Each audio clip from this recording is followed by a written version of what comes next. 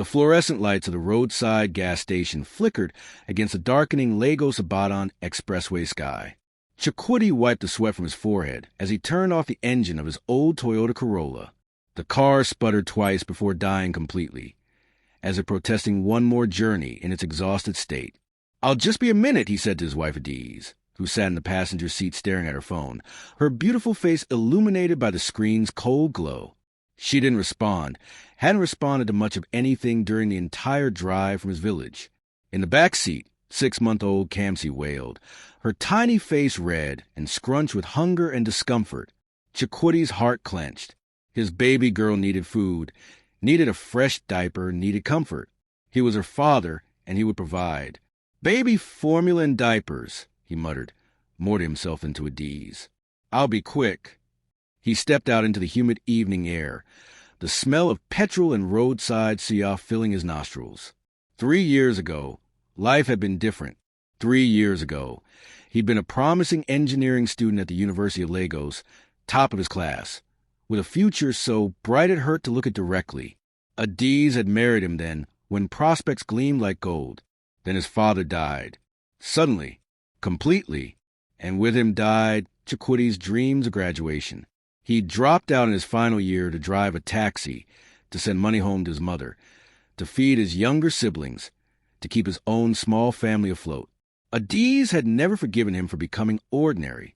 Inside the convenience store, the line stretched longer than Chukwudi expected. An elderly woman argued about the price of bread. A truck driver counted coins slowly. Chukwudi shifted his weight from foot to foot, anxiety prickling his spine. Kamsi's cries echoed in his mind, even though he couldn't hear them through the glass. 10 minutes passed like 10 hours. Finally, he paid for the formula and diapers, the cost taking a chunk from the money he'd earned that week. But Kamsi needed it. His daughter always came first, even when there was barely anything come first for him. He pushed through the glass door, plastic bags rustling in his hands, a smile forming on his tired face. At least he could feed his baby now. At least he could make her comfortable for the rest of the drive home to their one-room apartment in Acadia. Then he saw it. The passenger door of his Corolla hung open. The car seat in the back still held Kamsi, her screams now reaching a fever pitch that cut through the evening air. But the front seat was empty. Chukwudi's bags hit the ground. Formula and diapers scattered across the oil-stained concrete. "Adiz?" His voice cracked. "Adiz!" He ran to the car, his heart hammering against his ribs. She must have gone to the restroom. She must have needed air. She must be somewhere close. But then he saw it on the dashboard, catching the last rays of sunset. Her wedding ring.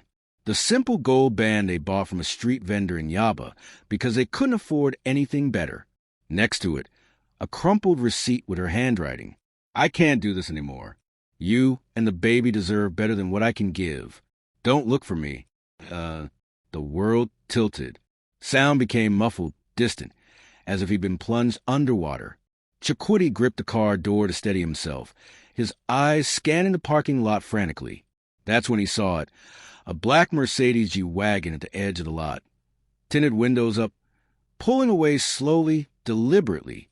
"No," he whispered. "No, no, no." He wanted to run after it, to chase it down the expressway, to pound on the window and demand his wife back. But Kamsi's screams anchored him to reality.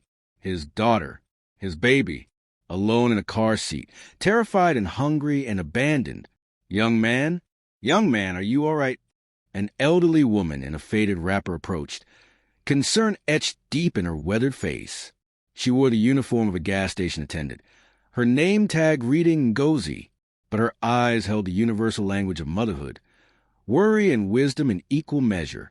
"My wife," Chukwudi managed, his voice breaking. She left. Mom and Ngozi looked at the open car door, the crying baby, the wedding ring on the dashboard. Understanding dawned slowly, horribly, across her face. "Hey, bring the baby, come inside," she commanded, already reaching for Kamsi. Her grandmother's hands worked efficiently, lifting the sobbing child from the car seat. Come. You cannot stand here like this." Chukwudi followed in a daze, his legs moving without conscious thought. Inside the small gas station office, Mama Ngozi bounced Kamsi gently, making soothing sounds. She dispatched another attendant to retrieve the scattered baby supplies from the parking lot. "Sit," she ordered Chakudi, pointing to a plastic chair. "Tell me what happened." The words tumbled out in fragments. The village visit. Adi's coldness. The note. The Mercedes. Everything and nothing all at once. Mama Ngozi listened, her face hardening with each detail. When Chakudi finished, she handed him a bottle of water and began preparing formula for Kamsi with practiced efficiency. "Women like that," she said quietly, testing the formula temperature on her wrist. "They don't know the value of a good man until it's too late." She handed the bottle to Chakudi. "Feed your daughter." Chakudi took Kamsi in his arms, her tiny body still shaking with residual sobs. As he guided the bottle to her lips, she latched on desperately, her dark eyes finding his face. Something in his chest broke and reformed simultaneously. "My husband died when my youngest was 3 months old." Mama Ngozi continued, settling into the chair across from him. 5 children, no money, no education. I sold Accra by the roadside, washed clothes, worked here pumping petrol. Every day I wanted to give up." She leaned forward, her gaze intense. "But you know what? Those children, they needed me strong. So I became strong." "I don't know if I can do this alone," Chakudi whispered. "You don't have a choice, my son. That baby needs you strong. You cry today, cry well, cry finish. But tomorrow, you stand up and be her father and her mother both." Chakudi looked down at Kamsi, who had stopped crying now, her eyes growing heavy as she drank. So small, so dependent, so completely his responsibility. He pulled out his phone with shaking hands and called Adi's number. It rang once, then went silent. Switched off. He tried again, and again. Each time, nothing. "She's gone," he said to no one in particular. "Then let her be gone." Mama Ngozi said firmly, "Your job now is that baby. Nothing else matters." 2 hours later, as darkness fully claimed the expressway, Chakudi finally pulled back on the road toward Lagos. Kamsi slept in her car seat, fed and changed, blissfully unaware that her mother had chosen a Mercedes over her first smile, her first word, her first everything. In their small apartment that night, Chakudi sat on the floor with his sleeping daughter in his arms, staring at the ceiling. The wedding ring, he'd brought it, though he didn't know why, sat on the table like an accusation. His phone buzzed. A text from Adi's friend Kechi. "I heard what happened. She's with Chief Emeka. She said don't look for her. She said she's done with poverty." Chief Emeka, the wealthy businessman whose name had come up too often in recent months. The man with a mansion in Lekki and a fleet of luxury cars. The man who was 52 years old and married with grandchildren. Chakudi's hands tightened around his daughter. Rage and grief war in his chest. But looking at Kamsi's peaceful face, he felt something else rising, determination. "I will give you everything," he whispered to his sleeping child. "Everything she couldn't wait for. I will make something of myself. And one day she will see what she threw away." At 3 a.m., Kamsi woke crying for another feeding. Chakudi prepared the bottle in the dark, his eyes burning with exhaustion, his heart heavy with despair. But as he fed his daughter, watching her trust him completely to meet her needs, he made a decision. This would not break him. This would forge him. Somewhere across Lagos, in a luxury penthouse in Lekki, Adi stood on a balcony overlooking the glittering city lights. Chief Emeka's arms circled her waist. She'd made her choice. Poverty had broken her spirit, and she'd chosen escape over endurance. She didn't let herself think about the baby girl crying at a gas station. Didn't let herself imagine tiny hands reaching for a mother who wasn't there. Didn't let herself wonder if she'd just made the biggest mistake of her life. She'd know the answer in 15 years. Oh my God, did you just see what Adiz did? She left her 6-month-old baby at a gas station. Just walked away like that baby meant nothing. If you're angry right now, smash that like button. Subscribe to African Tales by Zion because the next chapter shows you what happens 15 years later when Chakudi becomes a millionaire. Comment below what should happen to Adiz. Does she deserve forgiveness? Hit that notification bell. You don't want to miss this transformation story. 15 years later, the Lego skyline had transformed, and so had Chukwudi Okafor. The man who now stood in his private office on the 30th floor of the Technova headquarters building bore little resemblance to the broken taxi driver who'd been abandoned at a gas station. At 43, Chukwudi's tailored Tom Ford suit fit perfectly across shoulders broadened by early morning gym sessions. His custom Swiss watch caught the afternoon light as he signed documents his assistant had prepared. Mr. Okafor, the conference organizers need confirmation on your keynote speech topic. His secretary announced through the intercom. Tell them I'll speak on building success from nothing, he replied, his voice carrying the quiet confidence of a man who'd earned every word of that title. But the real transformation wasn't the corner office or the mansion in Banana Island or the Mercedes G-Wagon parked in his private space. The real transformation sat across from him now, doing homework on his leather couch. Kamsi. At 15, Kamsi was everything Chukwudi had dreamed she'd become and more. She attended Green Springs International School, one of Lagos's most prestigious institutions, where she maintained a perfect 4.0 GPA.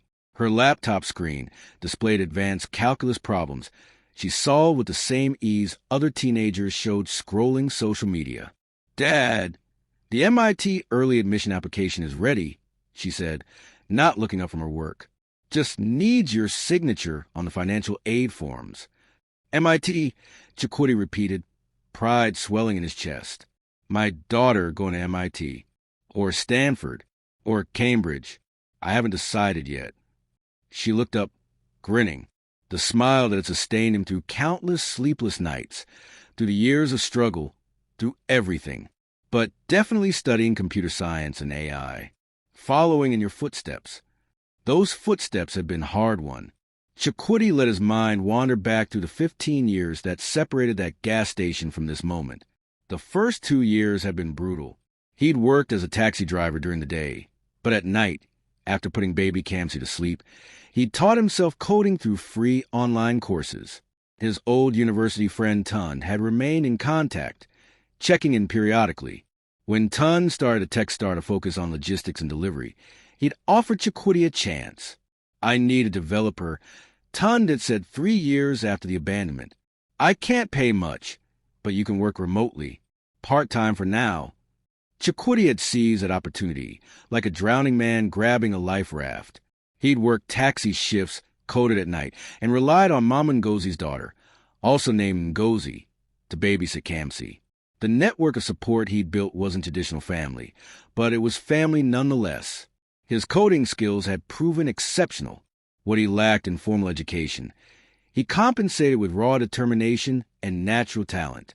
Within a year, Tun had made him full-time CTO. Within 3 years, their app had exploded across Lagos, then Nigeria, then West Africa. The startup had attracted major investment from international venture capital firms. Chukwudi's equity stake had made him a millionaire by the time Kamsi turned 8. By the time she turned 12, he became CEO when Tun moved into venture capital full-time. Now, Technova was valued at over $200 million. Chukwudi owned a mansion, drove luxury cars, sat on boards of directors, and gave keynote speeches at international conferences. He'd achieved the engineering success that university dropout from 15 years ago had dreamed of, but none of it meant as much as a teenager on his couch. Dad! Kamsi's voice pulled him from his reverie. You're staring again. Just thinking about how proud I am of you. You say that every day. But she smiled, the expression lighting up her face. Because I mean it every day. He paused, seeing something flicker across her features.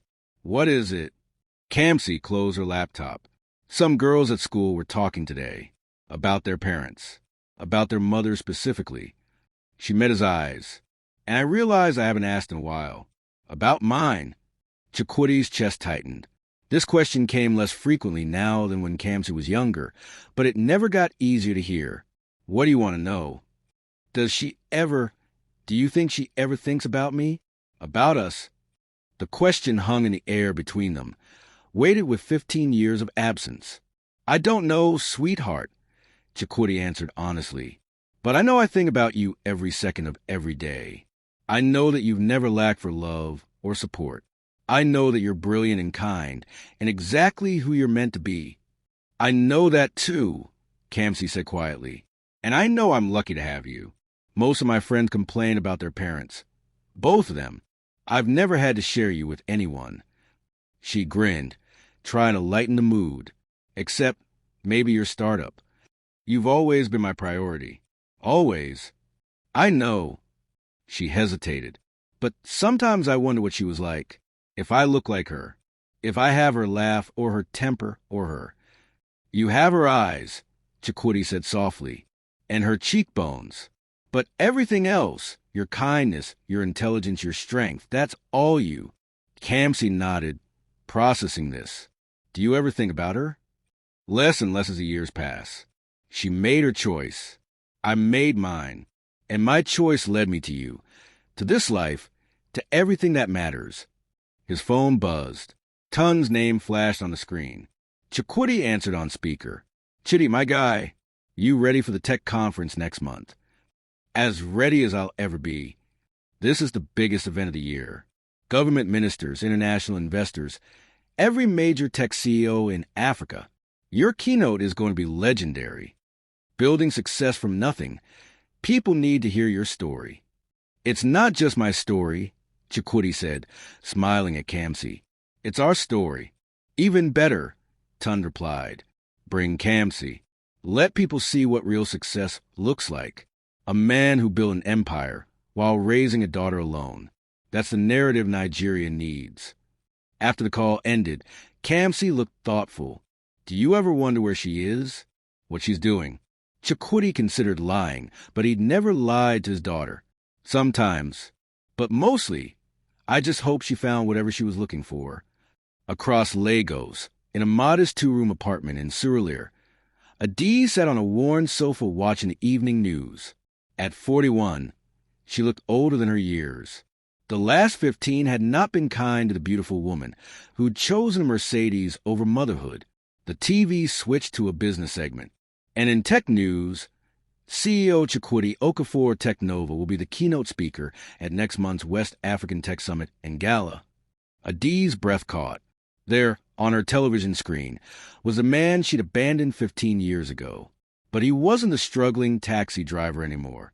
He wore an expensive suit, stood confidently behind a podium, spoke about innovation and success with the bearing of someone who'd conquered worlds. "Chakotay," she whispered. The segment continued. Okafor's rise from taxi driver to tech mogul while raising a daughter as a single father has made him one of Nigeria's most inspiring success stories. A daughter. The baby had survived.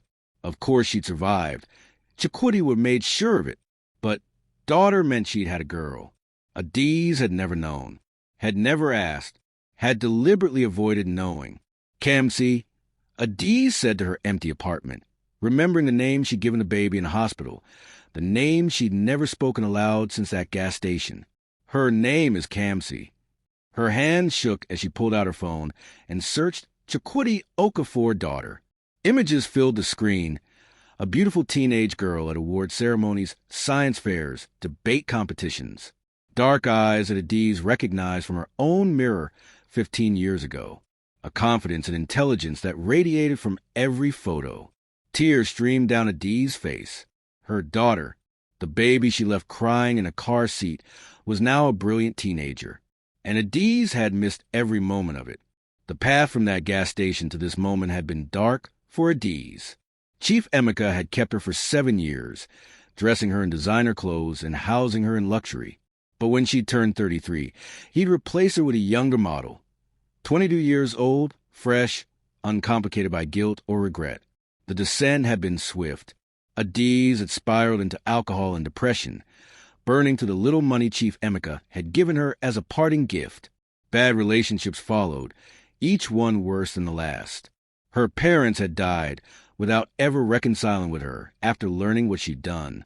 For the past 8 years, she'd worked as a hotel housekeeper at a mid-range establishment in Surulere. The beautiful woman who'd once turned heads now scrubbed toilets and changed sheets, invisible to the guests who walked past her. Every year on March 15th, Kamsi's birthday, Adiz would drink herself into oblivion. She scrolled through more images, her tears falling onto the phone screen. There, a photo from 6 months ago.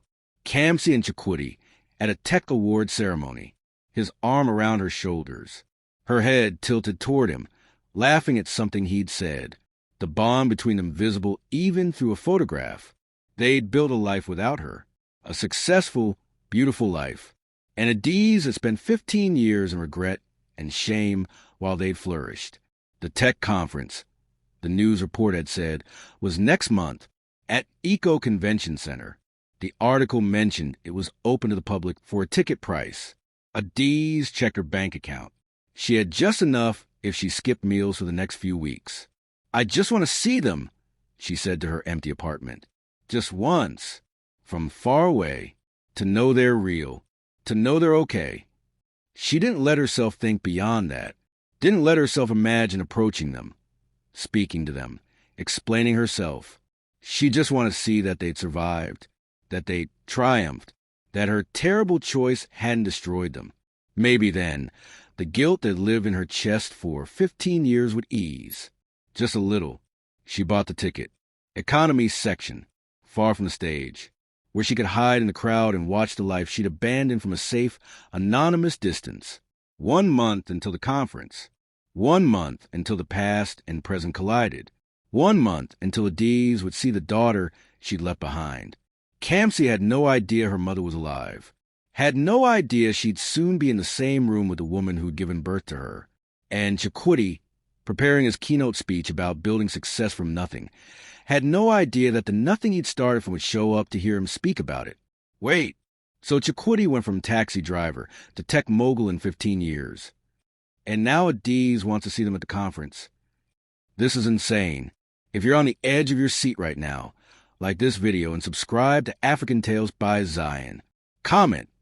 Should Chakwoody let her anywhere near Kamsi after what she did? The next chapter is explosive. You won't believe what happens when they finally come face to face. Share this story and turn on notifications. The Eco Convention Center glittered like a jewel in the Lagos night. Luxury cars lined the curved driveway as Nigeria's tech elite and international investors gathered for the West African Tech Summit and Gala. Security personnel in black suits checked invitations at the entrance, while photographers captured arrivals on the red carpet. Chakwoody stepped out of his Mercedes G-Wagon, and camera flashes erupted immediately. But he waited, extending his hand back into the vehicle. When Kamsi emerged, the crowd murmured in appreciation. At 15, she was stunning. Her gold evening gown had been custom designed by a Lagos fashion house, elegant without being too mature. Her natural hair was styled in an elaborate updo adorned with subtle gold accessories. But what really caught attention was her confidence. The way she smiled at the cameras, poised and graceful, completely comfortable in the spotlight. "Dad, they're all staring," she whispered as they walked the red carpet. "They're staring at you, princess," Chakwoody replied, pride evident in his voice. "You're the most beautiful girl here." Inside, the convention center had been transformed into a wonderland of lights and luxury. Ice sculptures, elaborate floral arrangements, and interactive tech displays filled the space. Waiters circulated with champagne and hors d'oeuvres. A string quartet played softly in one corner, while a DJ prepared for the after-party in another. Chitty Tund appeared, resplendent in traditional Ibada updated with modern tailoring. "There's my star speaker, and the lovely Kamsi." "Uncle Tund." Kamsi greeted him with a warm hug. "Look at you. MIT and Stanford are fighting over you, I hear." "And Cambridge," Kamsi added with a grin. "Can't leave out Cambridge. That's my girl. This one will probably be running Silicon Valley in 10 years. Tund said to a group of investors hovering nearby. You heard it here first. As the evening progressed, Chakwoody found himself in constant demand. Business cards, investment pitches, interview requests, photo opportunities. Success had made him a magnet for attention, but he kept Kamsi close, including her in conversations, teaching her to network even as he protected her from being overwhelmed. "Mr. Okafor, we'd love to discuss expansion into Ghana." Mr. Okafor, my daughter is applying to MIT too. Perhaps Kamsi could... Mr. Okafor, could we get a photo for Forbes Africa? Through it all, Kamsi handled herself perfectly. Articulate when spoken to, polite but not obsequious, intelligent without being pretentious. She was exactly what Chakwudi had raised her to be, confident in her own worth. At the back of the vast hall, in the cheap seats reserved for general admission tickets, Adiz sat alone. Her outfit was modest, her best dress, pressed carefully but clearly inexpensive. Her hair, once lustrous and long, was now cut short and simple. Makeup covered some of the exhaustion on her face, but couldn't hide the hard years that had aged her beyond her 41 years. She'd arrived early, finding a seat in the last row where she could see, but not be seen. The distance was both physical and emotional. She was in the same room as her daughter for the first time in 15 years, but they might as well have been on different planets. When Chakwudi and Kamsi had entered, Adiz's heart had stopped. He'd transformed completely. Not just his clothes or his car, but the way he carried himself. Like a man who knew his worth. Like a man who'd conquered every obstacle life had thrown at him. And Kamsi, oh God, Kamsi, the baby she left screaming in a car seat, was now a young woman who moved through this elite crowd like she belonged there, because she did belong there.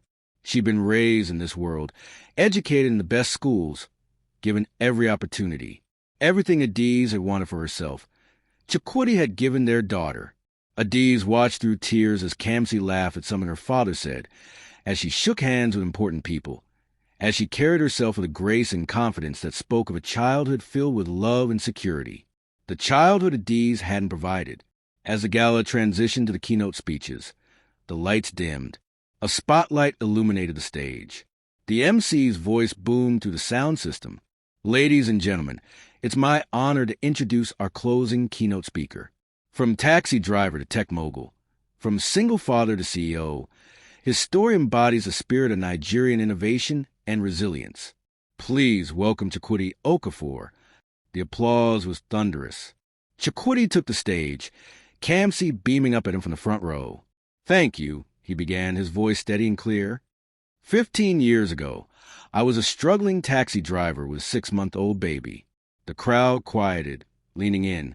The baby's mother had left us at a gas station on the Lagos-Ibadan Expressway.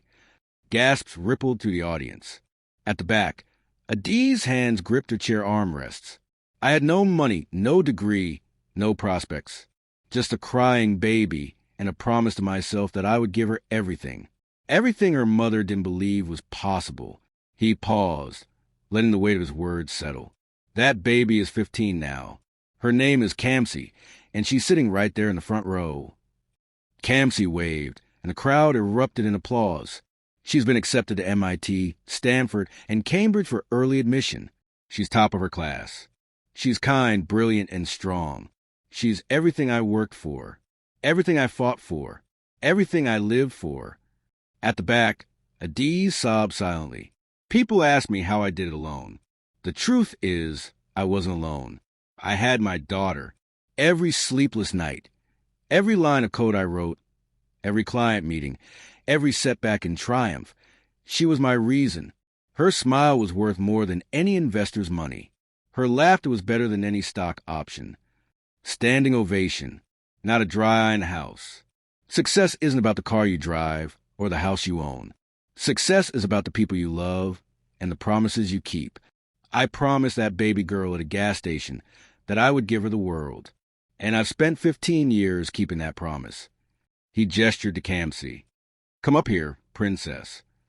Kamsi walked on stage, confident and composed. She took the microphone her father offered. My dad asked me to say a few words, she began, her voice clear and strong. People often pity me for growing up without a mother, but I've never felt like I was missing anything. My dad was enough. He's always been enough. Adiz's heart shattered. He taught me to code when I was 8. He helped me with homework at midnight after working 12-hour days. He made it to every school play, every science fair, every debate competition. He was my mother and father, my teacher and friend, my hero. The audience was mesmerized. So to everyone out there who thinks single parents can't give their children everything, you're wrong. My dad gave me more than everything. He gave me himself. And that was more than enough. The applause was deafening.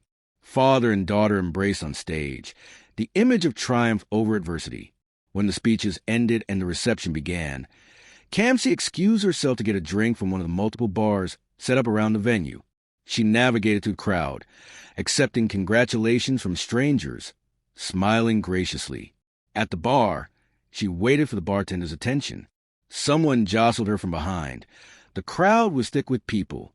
"Oh, I'm so sorry, ma'am." Kamsi turned, her hand reaching out to steady the woman she'd bumped into. "Are you all right?" Adiz looked up into her daughter's face for the first time in 15 years. Those eyes, her own eyes staring back at her from a face that was partly hers, partly Chakwoodi's, but mostly just Kamsi's own. I'm fine." Adiz managed, her voice barely a whisper. "Your dress is really pretty," Kamsi said with genuine warmth. "That shade of blue suits you. Just kindness. Just a teenager being polite to a stranger who looked like she was having a rough night. She had no idea." "Thank you," Adiz whispered. "Are you enjoying the event? My dad's speech was pretty good, right?" Kamsi grinned. "I mean, I'm biased, but still. You're your dad." "Yeah, that's him over there talking to those investors. I'm Kamsi." She extended her hand, poised and confident. Adiz took her daughter's hand, shaking it while her entire body trembled. It's nice to meet you, Kamsi." "You too, ma'am. Your hand is really cold. Are you sure you're okay? Do you need some water?" Even now, even to a stranger, she was kind, considerate, everything a mother should have taught her daughter to be. And Chakwoodi had done it all. "I'm fine. Just emotional from the speeches. Right? Dad always makes me cry when he talks about our story." Kamsi smiled. "Oh, he's waving at me. I should go. Enjoy the rest of your evening, ma'am." She walked away, back to her father, leaving Adiz standing frozen at the bar. She'd just shaken hands with her own daughter, spoken to her, and Kamsi had no idea. No idea at all. Across the room, Chakwoodi had been searching for Kamsi when he saw her at the bar. Then he saw who she was talking to. Time stopped. Even across the crowded room, even after 15 years, even though she looked worn and tired and broken, he knew that face. Adiz. Their eyes met over crowd. For a moment, neither moved. Then Chakwoodi said something to the investor he'd been speaking with and started walking toward her. Not running, not rushing, but moving with the deliberate purpose of a man who'd spent 15 years wondering if this moment would come. Adiz panicked. She couldn't face him. Not here. Not now. Not like this. She turned and headed for the exit, pushing through the crowd. But Chakwoodi was faster, his longer strides and familiarity with the venue allowing him to intercept her in the marble lobby. "What are you doing here?" His voice was ice. Adiz turned to face him, tears already streaming down her face. I just wanted to see. You had no right to approach my daughter. I didn't know it was her. She bumped into me. I didn't approach her, I swear." "She spoke to you?" His jaw clenched. Just for a minute, she was being polite. She didn't know who I was. She doesn't know who I am. And she never will. Chakwoodi's voice was hard, controlled fury. "Do you understand me? You stay away from her." "Chakwoodi, please, I just wanted to see that you were okay." "Okay? You wanted to see if I was okay?" He laughed, the sound bitter. 15 years, Adiz. 15 years. Do you have any idea what you did to us? Every day. I think about it every day. Good. Live with it. The way I had to live with explaining to a 3-year-old why her mother didn't want her. The way I had to answer questions about where you were, why you left, if it was her fault. It was never her fault. I was just selfish, cruel, weak. Chakwoodi's eyes blazed. You chose money over your daughter's first steps, over her first words, over 15 years of her life. I know what I did, and I've paid for it. Paid for it? You! He looked her up and down, seeing the cheap dress, the worn shoes, the exhaustion. Look at you. Where's Chief Emeka now? Where's a Mercedes? Where's the life you traded your family for? Adiz flinched. Gone. All gone. Good. The word was vicious. How is she? Really? Perfect. She's perfect. She's kind, brilliant, strong. Everything you're not. Everything you'll never be. The words were designed to hurt, and they did. I'm sorry. I know it means nothing, but I'm sorry. You're right. It means nothing. Now leave. And if I ever see you near my daughter again... Dad! They both froze. Kamsi stood behind them, confusion on her face. Dad, is everything okay? Who is this lady? Chikwudi's entire demeanor changed, his face softening as he looked at his daughter. Nobody, sweetheart.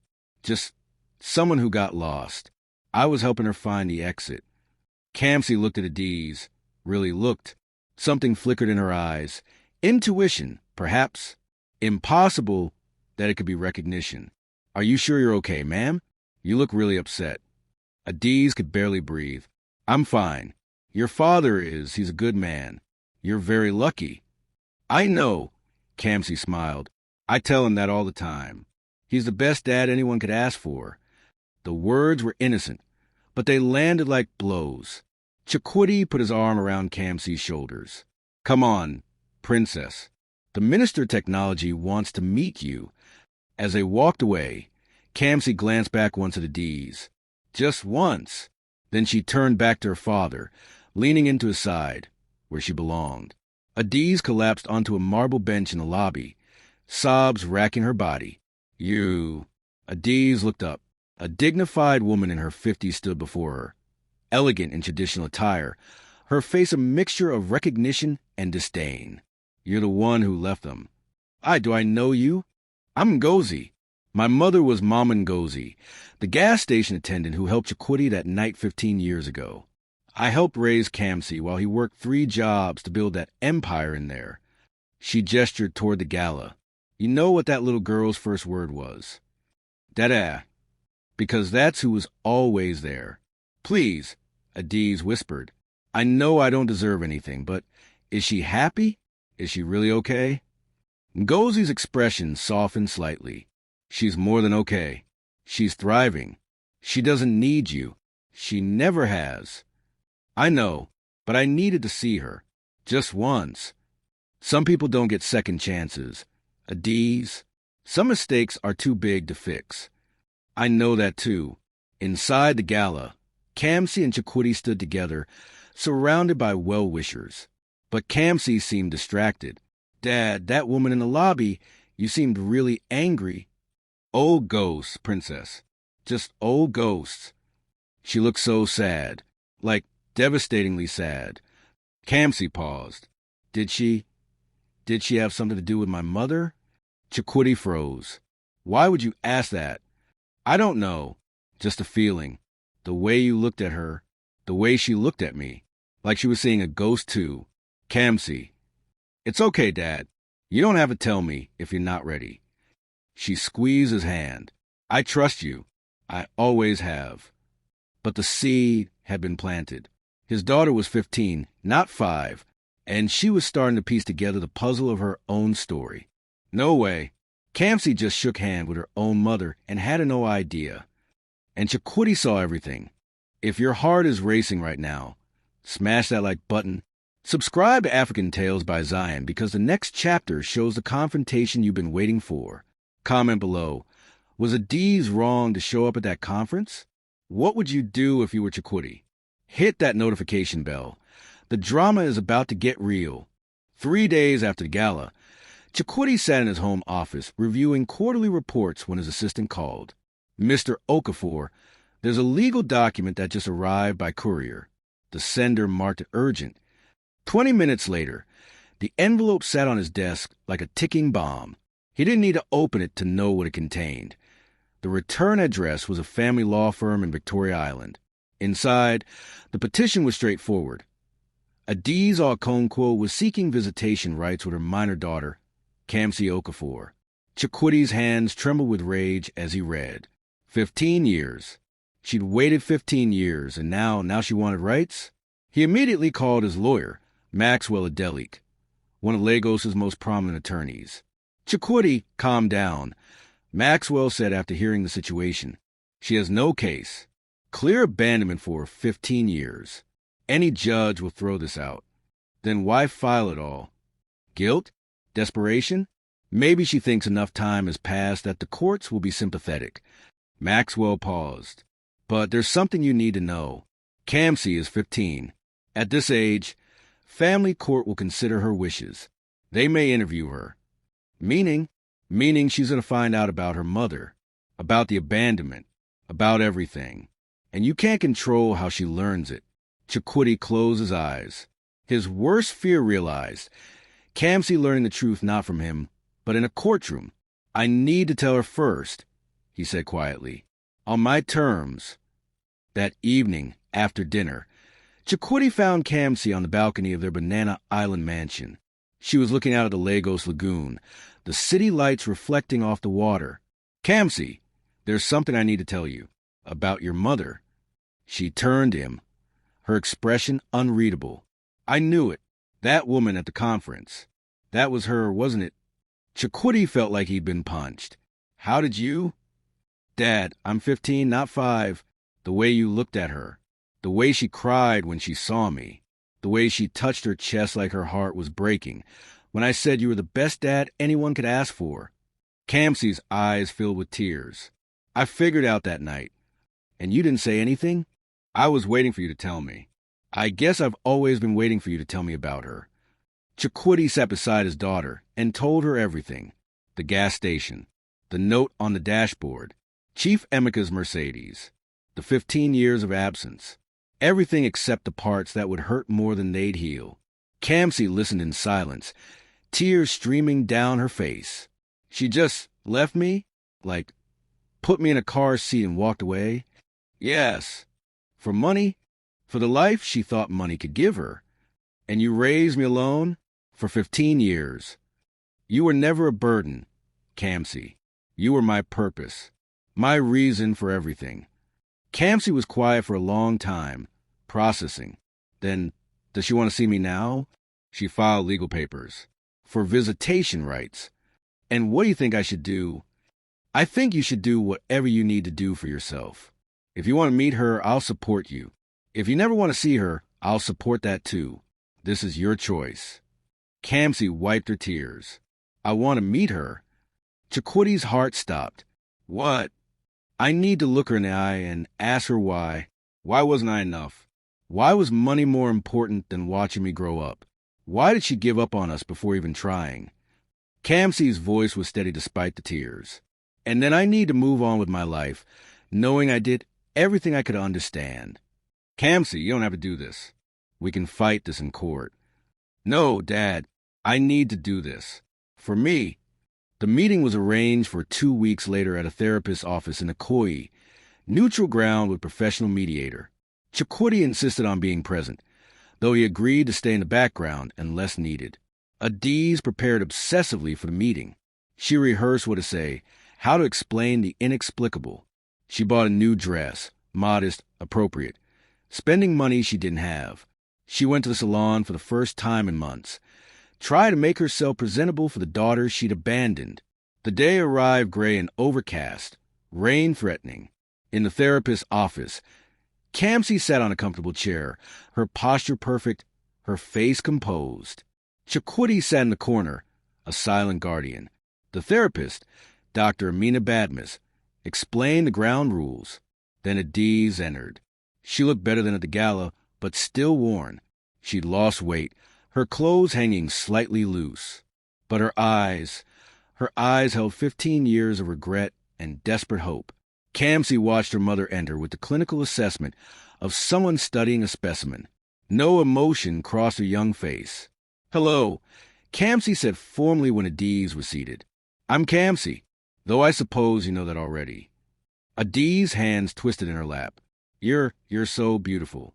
Thank you. You wanted to see me. I'm here. What did you want to say? The directness stunned Adiz. This wasn't a child. This was a young woman who knew her worth and wasn't interested in games. I wanted to apologize. For leaving. For not being there. For missing everything. For... Why did you do it? Kamsi interrupted, her voice sharp. And please don't say you were young or scared or confused. You were 26 years old. You had a husband and a baby. So why did you leave? Adiz flinched at the tone, but forced herself to answer. Money. Status. A life I thought I deserved. Your father had dropped out of university. We were poor. I couldn't see a future. Chief Emeka offered me a way out. A way out that did include your 6-month-old daughter. Yes. Did you ever think about me? In 15 years. Did you ever wonder if I was okay? If I was alive? If I needed you every single day? Every birthday? Every Christmas? Every moment I saw a little girl, I wondered, but not enough to come back. Kamsi's eyes were hard. Not enough to call. Not enough to send a letter. Not enough to check if your infant daughter survived being abandoned at a gas station. Just thoughts. And thoughts don't mean much when you're 3 years old wondering why your mother didn't want you. In the corner, Chikwudi's hands gripped his chair arms. He'd never been more proud of his daughter. You're right, Adiz whispered. I thought about you, but I didn't act. I was a coward. Were you with him, Chief Emeka? For 15 years. 7 years. Then he replaced me with someone younger, just like I'd replace you with him. Kamsi's expression didn't change. Karma, then. Yes, I deserved it. What happened after? I spiraled. Alcohol. Depression. Bad relationships. I lost everything he'd given me. For the past 8 years, I've worked as a hotel housekeeper. I live in Surulere in a 2-room apartment. Alone. So you want back into my life now that you have nothing else? The words were surgical, precise, devastating. No. I mean, I know I have no right. I just needed you to know I'm sorry. That I was wrong. That leaving you was the worst mistake of my life. Okay. Kamsi stood. I know now. Is that all? Wait, don't you have questions? About me? About your family? About... No. Kamsi's voice was firm. I have a father who answered every question I ever had. Who was there for every nightmare, every heartbreak, every triumph. I don't need you to explain yourself. I needed you to see that I turned out just fine without you. Better than fine, actually. Adiz's face crumpled. Can I ask what you plan to study? Your father mentioned. Computer science and artificial intelligence. At MIT, probably. Following in my dad's footsteps, since he's the one who raised me. He's done an amazing job. He did what parents are supposed to do. He chose me. Every single day for 15 years. He chose me over everything else. That's what love looks like. The silence was heavy. Kamsi, please. Adiz's voice broke. Can we try? Can I be part of your life? Even just a little? Letters? Phone calls? Anything. Kamsi considered, her head tilted. Why would I want that? Because I'm your mother? No. The word was sharp. You're the woman who gave birth to me. My mother, if I had one, would be the person who raised me. Your biology, not family. Everyone deserves to know their mother. I knew my mother. She left. The woman who should have been my mother stayed. But she wasn't there either. So my dad became both. He's my family. You're just a woman I met once at a gas station when I was too young to remember. Dr. Badmus intervened gently. Kamsi, that's very honest. Adiz, do you understand what Kamsi is saying? She doesn't want me in her life. No, Kamsi corrected. I don't need you in my life. There's a difference. One implies I'm missing something. I'm not missing anything. In 3 years, I'll be at university in America. I have friends, school, plans, a future. You don't fit into any of that. Could we at least... No. Kamsi picked up her bag. I came here so you could apologize. You did. I came here to understand why you left. You explained. I came here to see if I felt anything when I looked at you. I don't. I just feel nothing, and I think that's okay. She walked to the door, then paused. I hope you build a good life for yourself. I really do. But it's not my responsibility to be part of that life just because we share DNA. Goodbye. The door closed behind her. Adiz dissolved into sobs. Dr. Badmus offered tissues and water, but remained professionally distant. Chakotay stood, moving toward the door. But he paused and looked back at Adiz. She's 15 years old, and she has more wisdom, more strength, and more grace than most adults. That's not luck. That's not genetics. That's 15 years of consistent love, support, and teaching. His voice was quiet but firm. You gave birth to her, but I raised her. Remember that distinction when you wonder why she doesn't want you. Outside in the parking lot, Kamsi sat in the car crying, really crying for the first time since learning the truth. Chakotay held her while she sobbed. Dad, why wasn't I enough? What's wrong with me that she could just leave? Baby, nothing is wrong with you. Nothing. She was broken. She made a terrible choice. But you are perfect. You always have been. Did you ever hate her? Yes, for years. But then I realized her leaving gave me something precious. You, completely, fully, mine. And I wouldn't change that for anything. I don't think I can have a relationship with her. Then you won't, and that's completely okay. 2 weeks later, they sat in family court. Adiz's lawyer presented her petition. Chakotay's lawyer presented the abandonment evidence. Then the judge asked to speak with Kamsi. In chambers, Kamsi testified with the same clear-eyed honesty she'd shown in the therapy office. Your Honor, I don't want visitation with my biological mother. I have a father who is my family. That's enough for me. This is a significant decision. Kamsi, are you certain? Your Honor, I'm 15 years old. In 3 years, I'll be a legal adult making my own decisions anyway. I'm not a child who needs to be told what family looks like.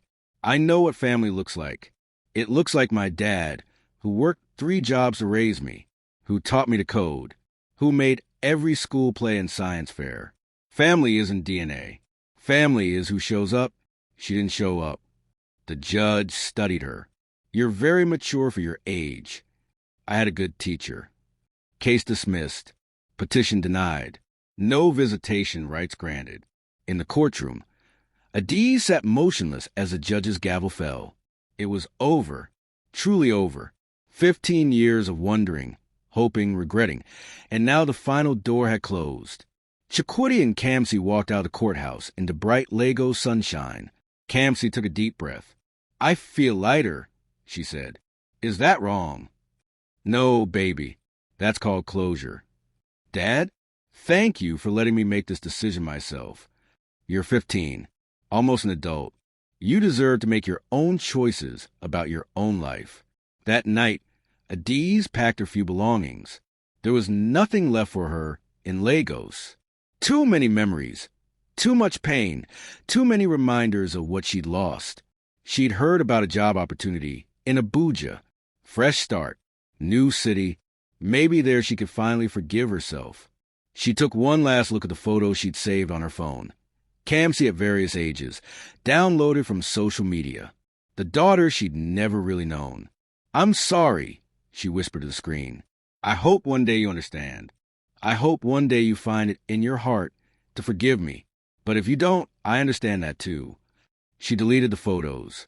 Not to forget, but to move forward. Kamsi had made her choice clear, and Adiz had to respect it. The bus to Abuja left at dawn. Hold on. Adiz filed for visitation rights after 15 years, and Kamsi confronted her in therapy. That was brutal. If you're shocked right now, like this video and subscribe to African Tales by Zion. Comment. Did Kamsi do the right thing? Was she too harsh, or did Adiz deserve it? The next chapter shows what happens 2 years later. You won't believe the final twist. Turn on notifications now. 2 years later, Kamsi stood in her bedroom in the Banana Island mansion, surrounded by open suitcases and packing boxes. At 17, she'd grown even more confident, her features settling into the beautiful woman she was becoming. MIT acceptance letters sat on her desk alongside scholarships she'd won. Are you sure you want to take all these books? Chakotay asked from the doorway, watching his daughter prepare to leave for America. They have libraries at MIT, you know. These are special, Kamsi replied, carefully wrapping her favorite coding textbooks, the ones her father had given her when she was 8 years old. They're my history. At 45, Chakudi had begun to slow down at work, delegating more to his executive team.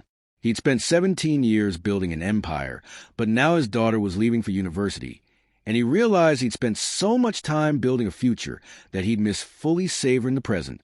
"I'm going to miss you so much," he said quietly.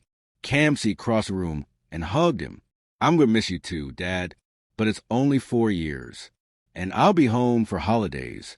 For years, then grad school, then a career in Silicon Valley. Before I know it, you'll be too important to remember your old man. Never." She pulled back to look at him. "You're my person, Dad. You always will be." The doorbell rang, interrupting the moment. The housekeeper called up, "Olga, courier delivery." Chakudi descended the stairs, signed for a package, and brought it back to Kamsi's room. It was addressed to her, no return address. "Should I be worried?" he asked. Kamsi opened it carefully. Inside was a leather journal, old and well-worn. A small box contained a delicate gold ring. And a letter. She read the letter silently, her eyes widening. Then she handed it to her father. "Dear Kamsi, I know you don't want to hear from me. I know I have no right to reach out. But you're about to start a new chapter of your life, and there are things you should have. Inside this box are items that belong to your grandmother, my mother. She died 3 years ago without ever meeting you, and that is my fault. I kept you hidden from everyone, ashamed of what I'd done." Her journal contains entries from the day I was born until the day she died. In the final entries, she writes about you, the granddaughter she never met but prayed for every day. She wished she could ask your forgiveness for raising a daughter who didn't understand the value of family.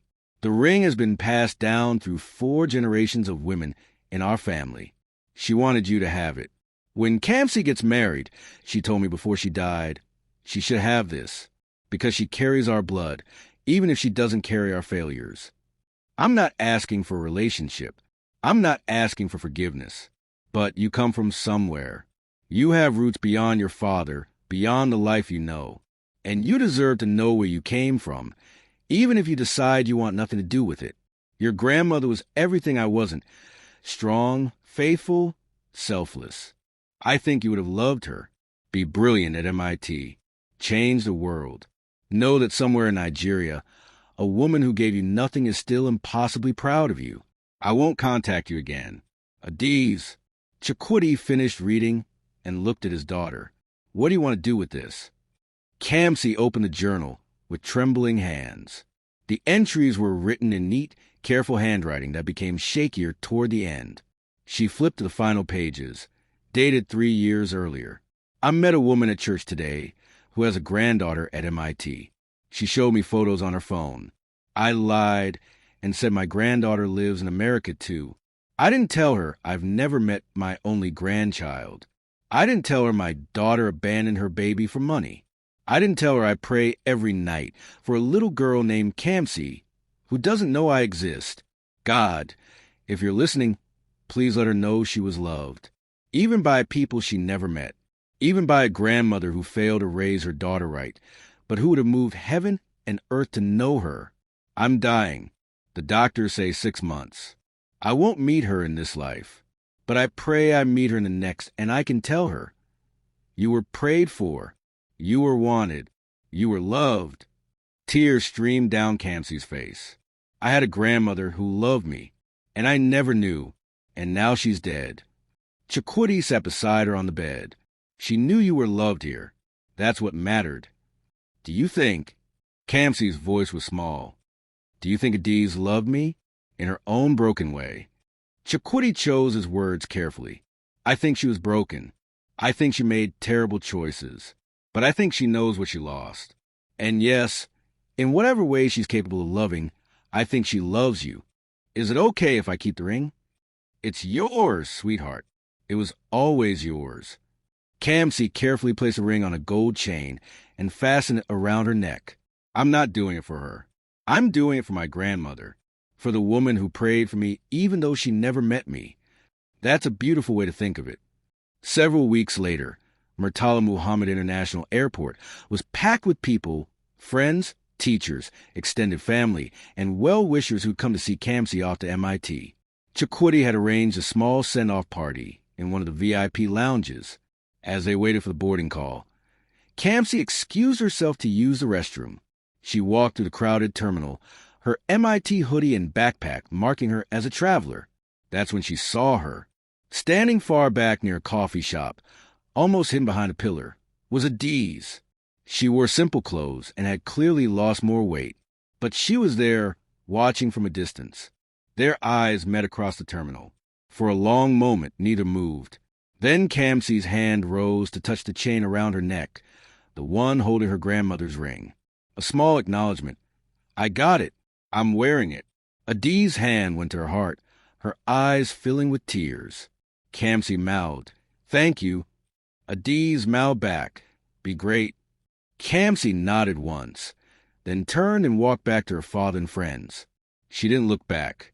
On the plane, settled into her business class seat, Chakwudi had insisted, Kamsi texted her father. She was at the airport. His response came quickly.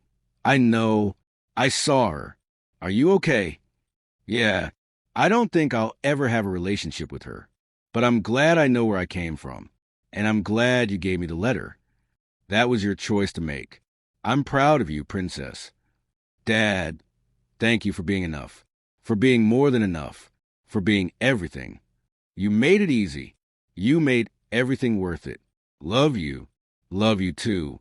See you at Thanksgiving.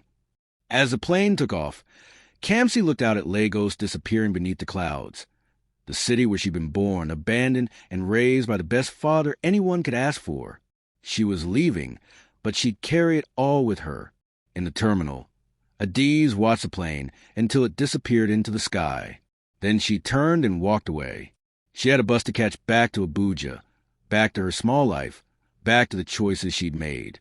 But for the first time in 15 years, she felt something close to peace. Her daughter was alive, thriving, loved. Her daughter was wearing her grandmother's ring. Her daughter had acknowledged her, just once, just enough. It wasn't forgiveness. It wasn't a relationship, but it was closure. And sometimes, closure was the best kind of grace. 5 years later, at 22, Kamsi Okafor stood in the bridal suite at the Oriental Hotel in Lagos, adjusting her wedding dress. She'd graduated summa cum laude from MIT, done her master's at Stanford, and now worked at Google's AI division in Mountain View. But she'd come home to Nigeria for her wedding. Her fiancé, Tobe, was a Nigerian-American engineer she'd met at a tech conference. They bonded over code, over their shared culture, over their understanding of what it meant to straddle two worlds. The wedding dress was exquisite, designed by a prominent Lagos fashion house, elegant and modern. But the most important accessory was the gold ring on a chain around her neck, her grandmother's ring, for something old, for the woman who'd prayed for her, for the roots she'd never known she had. A knock on the door. Her maid of honor poked her head in. Someone just dropped off a package for you. Kamsi opened the carefully wrapped box.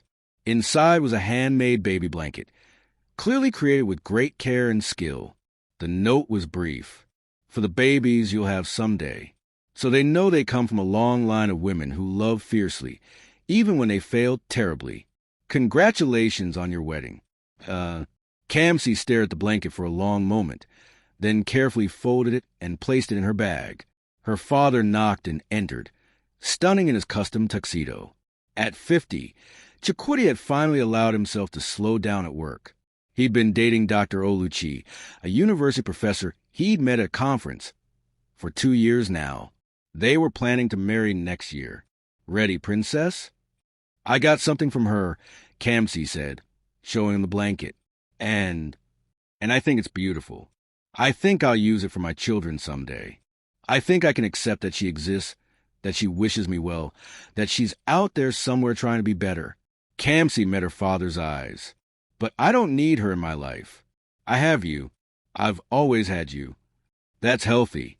That's mature. I'm proud of you. You taught me that family is who shows up, not who shares your blood. She'll never really know you, Chakotay said softly, and that's her loss, because you're extraordinary. I know, because you told me every day for 22 years. The music started. Father and daughter walked down the aisle of the hotel's grand ballroom. 300 guests stood as Kamsi passed. Friends, family, colleagues, everyone who'd been part of the village that raised her. At the altar, during her vows, Kamsi turned to her father, to the man who was my first example of unconditional love, who showed me that family is a choice, not an obligation, who chose me every single day. Thank you. You didn't just raise me. You taught me what real love looks like. There wasn't a dry eye in the room. After the ceremony, during the reception, Kamsi's phone buzzed with a message from an unknown number. You're beautiful. Your father must be so proud. I won't contact you again. Be happy. Kamsi showed Tobe her new husband, my biological mother. What are you going to do? Nothing. She said she won't contact me again. And I hope she means it. Not because I hate her, but because we both moved on. She's out there somewhere living her life, and I'm here living mine. And that's okay. She deleted the message and put her phone away.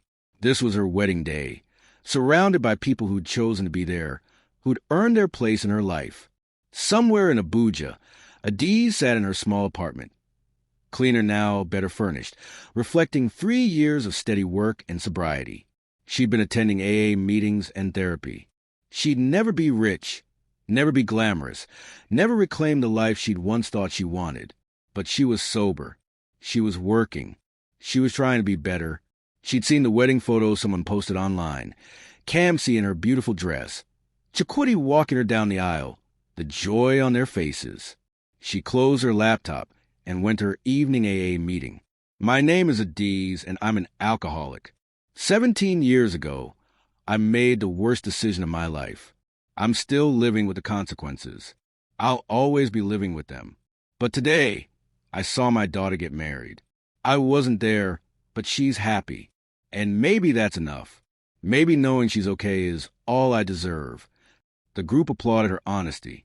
After the meeting, she walked home through Abuja's evening streets. No Mercedes, no mansion, no Chief Emeka, just a woman who'd learned, too late, that the things you trade away for money are the things that matter most. But she was trying. Every day, she was trying to be better than the woman who'd left a baby at a gas station. And maybe, just maybe, that was its own kind of redemption. Back in Lagos, at the wedding reception, Kamsi danced with her father to What a Wonderful World. She rested her head on his shoulder, just like she used to when she was small. Thank you, she whispered, for everything, for staying, for fighting, for loving me enough for 2 parents.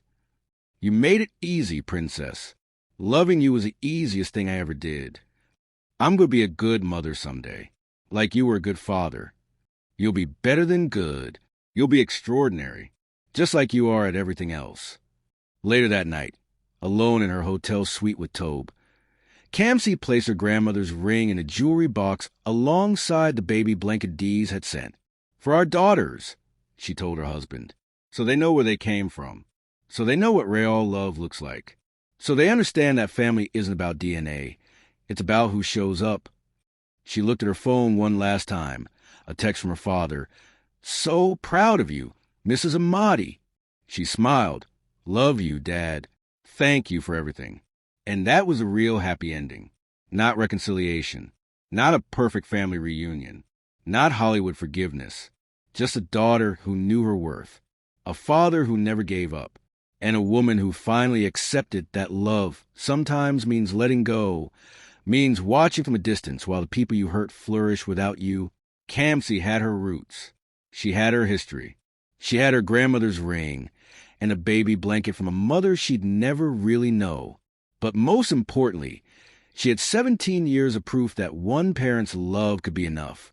That showing up mattered more than biology. That family was built, not inherited. She'd turned out just fine. Better than fine. She'd turned out exactly as she was supposed to. Loved, secure, confident, and whole. And somewhere in Abuja, a woman lay awake knowing her daughter was happy. It wasn't the ending Adiz had hoped for, but it was the ending she'd earned. And maybe, finally, that was enough. The end. Wow! So Kamsi wore her grandmother's ring, but still kept her boundaries.